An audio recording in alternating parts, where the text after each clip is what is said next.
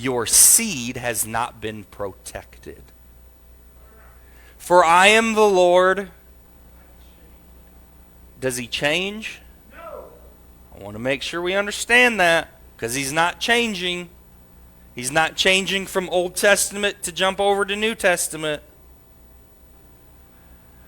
Therefore, ye sons of Jacob are not consumed, even from the days of your fathers ye are gone away from my ordinances, and I have not kept them. Return unto me, and I'll return unto you, saith the Lord. But he said, wherein shall we return? Will a man rob God?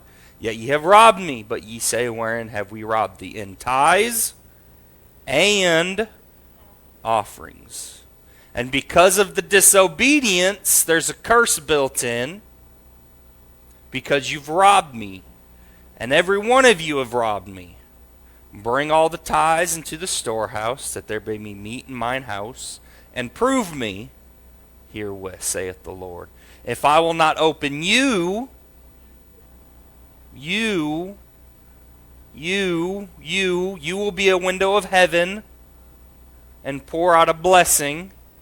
God's not blessing you, he is putting a blessing on you, that there shall not be room enough to receive it. Here is where we are talking about. This is where we are going to focus on. And I will rebuke the devourer, not for his sake, but for your sake. And he shall not destroy the fruits of your ground, and neither shall your vine cast her fruit before the time in the field, saith the Lord of hosts. Now, in verse 11, it talks about rebuking the devourer. Now, when we read this, we automatically interpret the devourer as Satan. Reading it like this, you are missing the whole picture. It's not wrong, but you're missing everything else that's attached to a devourer. That Hebrew word devourer means eater. Eater. Eater. Eater. It refers to, remember, this is written to a group of people for agriculture. So it is actually talking about, in the natural, creatures that devour their crops. Could also refer to a plant disease that could happen. Anything that can destroy the seed, the crops, it's an eater. That is seed. You planted the seed and something is eating it. So the devourer could really be called a seed eater. So if you rephrase verse 11, you would say, if you bring your 10% to God, I will stop the seed eater. That's the just version of that. So if God is telling them that if you bring the tithe, he'll stop the eater from eating your seed, that means that tithe is not seed. Because he says, look, bring me the tithe and I'll protect your seed. Trying to make sure we distinguish the two here. So if you bring me the tithe, I'll protect your seed, which is your offering, which is anything above the 11%. Doesn't matter what funds you put it in, it's offering. Your offering's the investment part. Tithes is God's. It's the rights and the privileges that you get access to. Offering is, hey, here's my investment. Here's what I'm going to get a 30, 60, and 100-fold. It's what you plant. It's what provisions your tomorrow. And when you tithe, that investment is protected. That's key, though. So now, Old Testament, we need to understand Old Testament here. We need to understand that Old Testament, this was agriculture. It was crops. it was seeds, it was corn, it was it was all of their thing that they would plant in soil. And Israel depended upon God to prosper their harvest because that's how they lived. So they relied on God to send the rain. They relied on God to protect the crops. They relied on Him as their Jehovah Jireh to say, okay, we can't do this without you doing something. Because once the insects infect the harvest, there will be nothing left. Once they get to it, there won't be anything. There will be no hope for a tomorrow if something were to allowed to come in, whether it be no rain and they dry up, whether it be a seed eater and it takes away the crops. So God's promise to them is saying, look, I will rebuke anything that may try and come against your harvest. I will stop the destruction from destroying what you have sown, both naturally and us spiritually. Now, rebuke means to criticize. It means to improve sharply. It means to reprimand, to check, to repress. It speaks typically to a person, but it's a caution. It's a, hey, you won't be allowed to do this. So if you tithe, every time the enemy or the adversary seeks to harm your increase, the Lord says because there's protection upon it, they cannot touch it. I will rebuke it not for my sake, but for your sake. Now, there are 4 types of insects that the people of God struggled with. There are 4 insects that would destroy their crops. Understanding this helps us better understand it in a spiritual sense. They had locusts, they had the cankerworm, they had a caterpillar, and they had the palmer worm. These are natural insects that would rob God's people of a harvest. But they're also symbols for the New Testament in a spiritual sense. And so this Malachi is talking natural sense, but we turn it into a spiritual sense. So in their time, the curse consisted of locusts. What are locusts? What did the locusts do? The locust was a sudden swarm of destruction. Locusts would come in armies, in a group, and they would strip away everything in sight. What is that in the New Testament? Well, the New Testament locust is the representation of sudden crises or overwhelming situations or circumstances that strip away a financial blessing, emotional drain, or a spiritual attack that all comes in a swarm. Wow. Which part? The locusts represent, in the natural, this is what the locusts would do. They would come in a giant swarm, and it would be destruction almost immediately. In the New Testament, the locusts represent a sudden crisis of overwhelming circumstances that strip away the blessing and financial and emotional drains, all from being a swarmed attack on you. Like many different examples when it seems like you're getting hit on every side. That's a locust. When this is happening, that's happening, this is happening, that's happening, and it just seems like everything's coming against you. That's a locust swarm.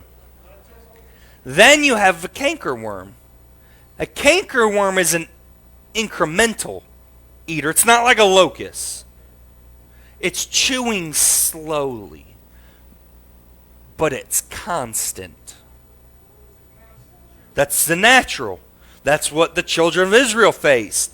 What we face in the spiritual, it symbolizes an erosion of bad habits, unchecked sin, spiritual negligence that eats away things slowly but constantly. And you let it go on long enough, eventually the harvest is gone.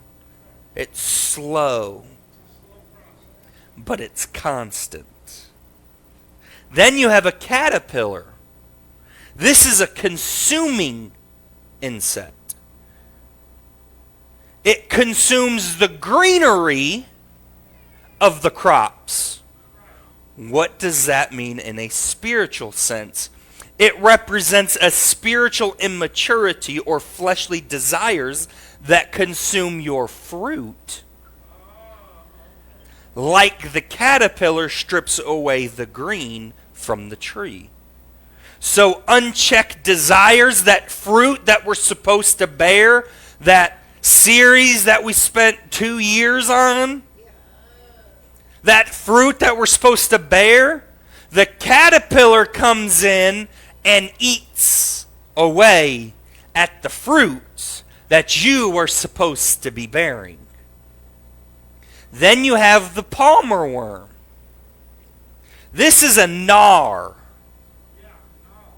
It's a worm that destroys the root of something.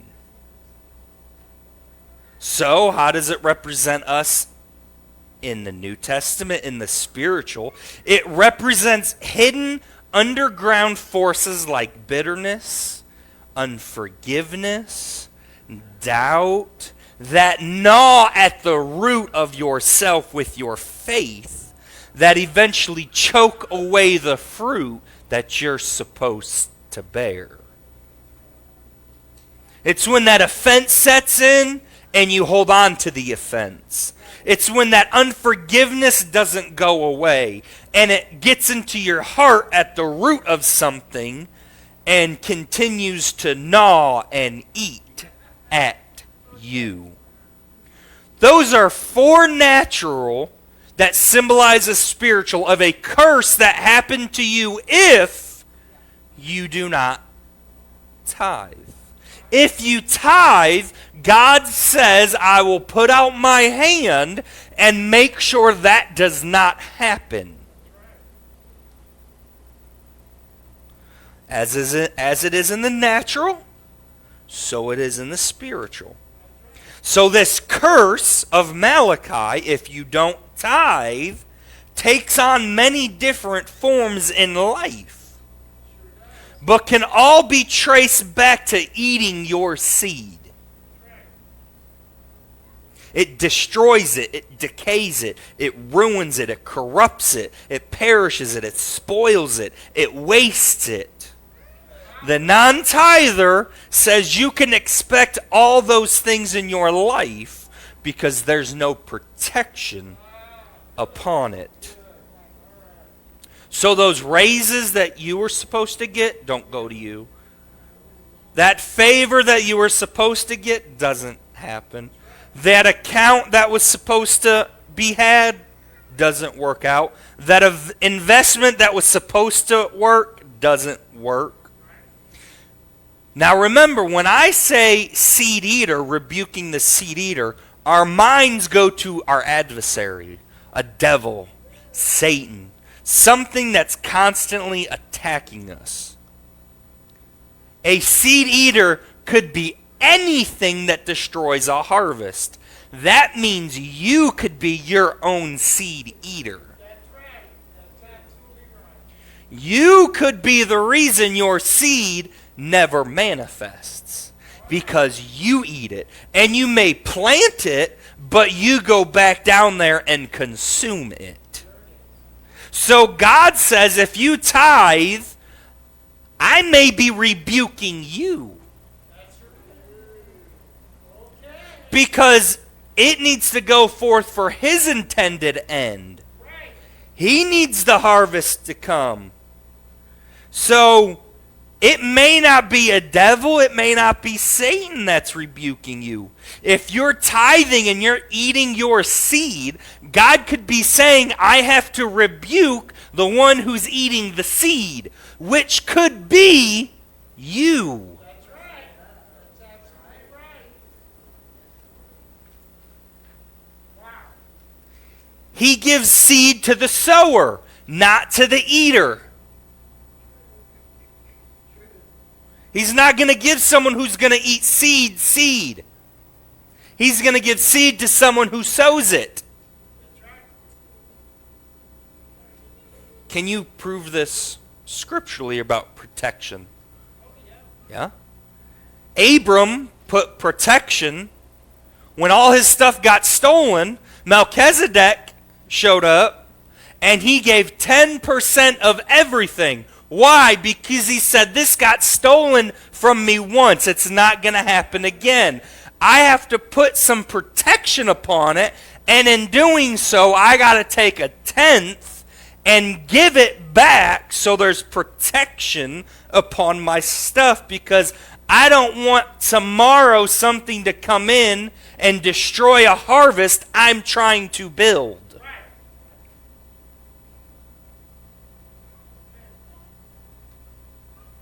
But this is what happens. This is how it happens. This is the reality most people live in. This is what happens when tithes and offering go forth. People come to church. They get saved. They're ready to do some good. Typically, most people, I say most people, in our culture, in our society, our community, most people, when they get saved, they are not stable. They're not. They're not stable. They have financial problems. They have relationship problems. They have problem after problem, and they're not stable. So when they come to God, it's not like their life is going great. That's the reality that most of the time happens. There's something in their life that's just not working. So, even people who are raised in the church oftentimes are not even financially stable to a place that they even would like to be at. They're not at a place that they say they're comfortable with. And it's okay, and they're content with where they're at. So here's where most people struggle. God is saying, I require something of you. Okay, now that truth has been shown, you will get judged on the truth that you know. Sometimes ignorance is bliss. It is nice not knowing. But when you know, you get judged on what you know.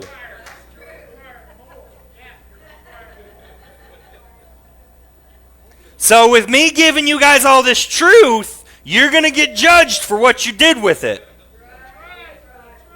I get judged whether I told you or not.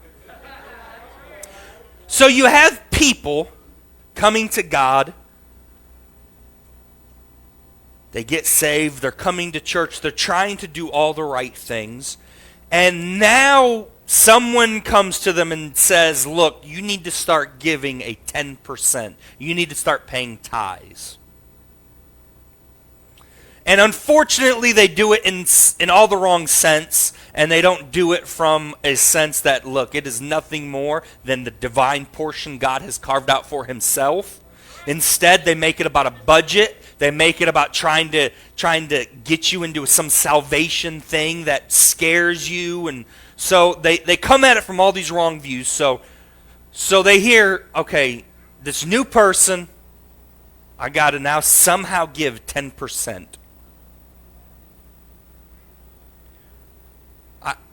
Okay, this guy's now telling me I need to give 10%. Okay, he's telling me that I should trust God and he'll provide my needs. That's hard to do, but okay. I got to have faith in him. But I have a good heart. God knows in my heart. He knows my heart. I can't do this 10% that this guy is trying to tell me to do. I got this bill. I got that bill. I'm surviving now as it is, just barely. I don't even have enough for this, and that's a necessity. And now this dude's wanting me to write 10%? I can't do that. I'm not financially set for that. So here's what happens. This is what happens. But I'm trying to be better. I want to do good, and I want to give God something. So, you know what? I got this $5 in my wallet. I'll put that in the offering plate. God knows my heart. He knows, so you know what? I can't do this 10%. I just can't. I'll give him this $5 today, and he knows my heart. God and I will be good about it. He knows I'm trying. So then, a month goes by, 2 months go by, 3 months go by. Guy says, hey, it's tithes and offering time. And then offenses set into the person because they say, well, this dude wants me to give this 10%, but I didn't see God do anything with the $5 I put in. Why am I going to give him 10% when he didn't do nothing with my 5? Because it doesn't matter what your heart was. What matters is there's a principle set in place. And that 5 was offering. If it's not 10%, it's offering. So you gave an offering, they gave an offering, but there was no protection upon it. So the seed eater came and took the seed away. Then they get frustrated because, well, I didn't see God do nothing with my 5. Why would I give him 50?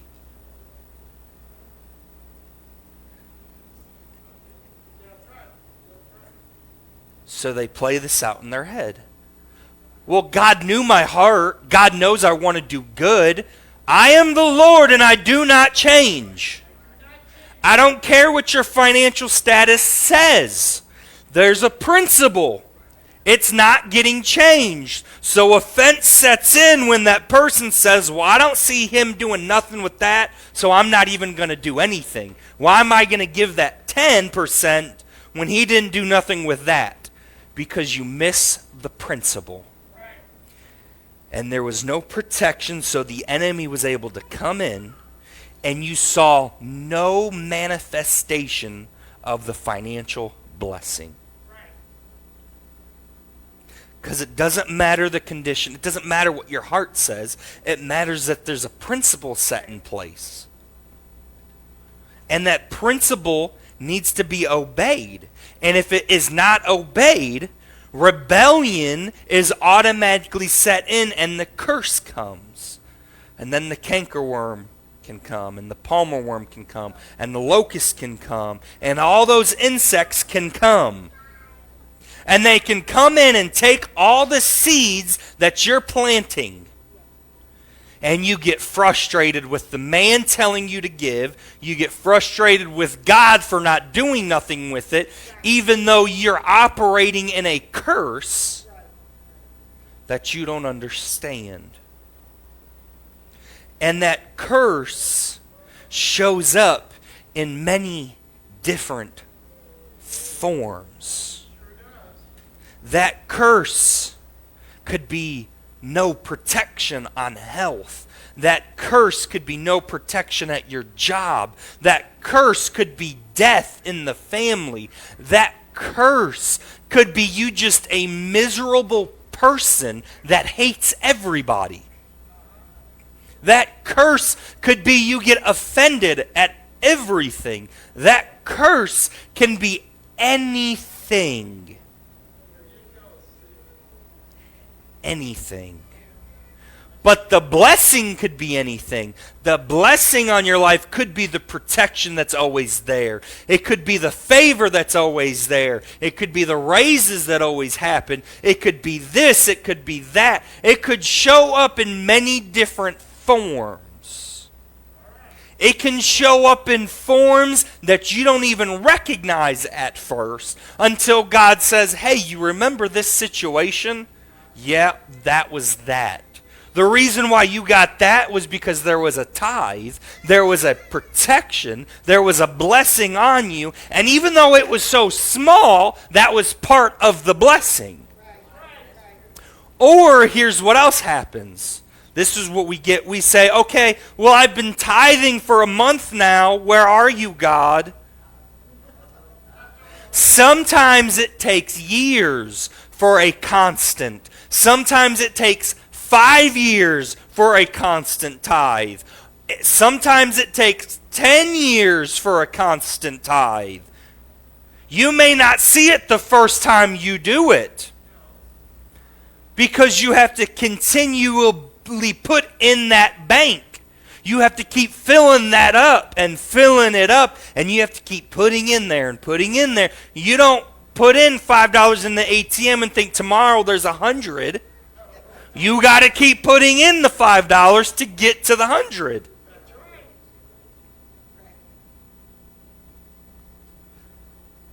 That's why tithing is so important. It's not about a church budget. It's not about some salvation issue. It's not about going through a ritual. It's not about this. It is about there is a protection on your seed. It is about a blessing that falls on your life. It's not about all this other stuff. It's about obeying a principle. It's about taking the key and unlocking the door that only unlocks. That's why we talked about naming your seed, because you should have expectations. You should know that when that harvest shows up, you get joy, because I remember when I sowed that seed. Oh, you know what? I sowed that seed 10 years ago. And now all of a sudden I'm reaping this harvest. You need to know what you're putting in the ground. You need to know, but remember, this is very important. You will only get the harvest if it's God's will. We're not talking about I'm going to sow a seed for $1 million. We're not talking about I'm going to sow a seed for a $250,000 mansion on the beach. That's not. All the needs as He sees fit. If it advances your life, if it advances your purpose, if it advances your destiny, that is what you prosper on. It's not about just throwing some crazy off-the-wall thing in there and saying, okay, God, now it's time for you to prepare me, get someone to give me $1 million check. That's not how it works. Now, it can work that way. It can. Only if it advances His purpose and it's part of His need. Because there are some millionaires and billionaires that rely on $1 million checks. So they can sow a seed for that check and see it. But for a person who works 9 to 5, who don't need a jet when they live 5 minutes from their house, that's not in His will for you. His will's not for you to have an armful of Rolexes. That's not the seed you sow. So you need to recognize the tithe. This is what the tithe does. This is the benefit that you get. And then you go beyond that, because you say, I want an investment. I want that 30-fold. I want that 60-fold. I want that 100-fold. So then you take your offering and invest it into that, knowing that that investment's greater than anything the world can give you. Because the world could give you money, but can it give you health? No. And sometimes health is much more important than wealth. The world can't give you peace, but sometimes people will give all the money they have just for a little bit of peace. See, that's that seed that you plant.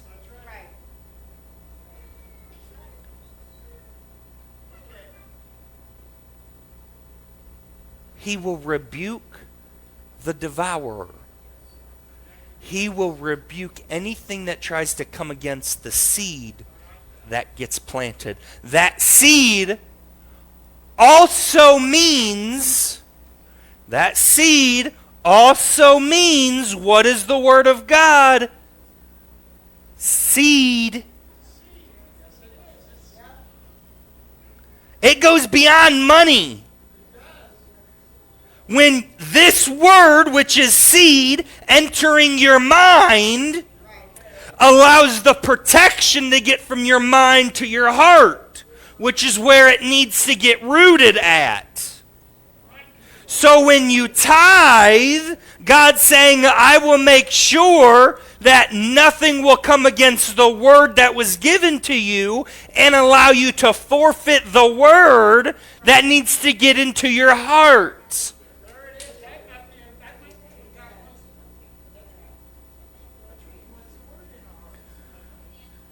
Put an expectation. But remember, if you're not giving 10% and you put an offering, it's not protected. You only get that promise if you're a tither. And it goes beyond just doing it one time. You can't do it one time and then look up at God and say, okay, I did it, your turn. You have to be faithful. You have to be able to manage and steward. And if you can manage and steward all of this, 19 lessons worth, then God can entrust his kingdom in you to allow you to go to a world and change it because you passed all the tests. You steward everything he owns. You managed everything he told you to manage. And when you pass those tests, he says, now I can let glory rest upon you because you will steward and manage that glory. You will I can allow you to have the full dominion to where when you want dolphins to come to your boat, they come. I will allow you to have the dominion I gave Adam, but only if you can prove faithful in the stewardship and management that I give you. Stewardship and management. Kingdom economy. If you want to have the kingdom, if you want the authority, if you want the dominion, if you want the power, if you want that kingdom manifesting in your life and a world, you got to steward and manage your life and everything connected to it.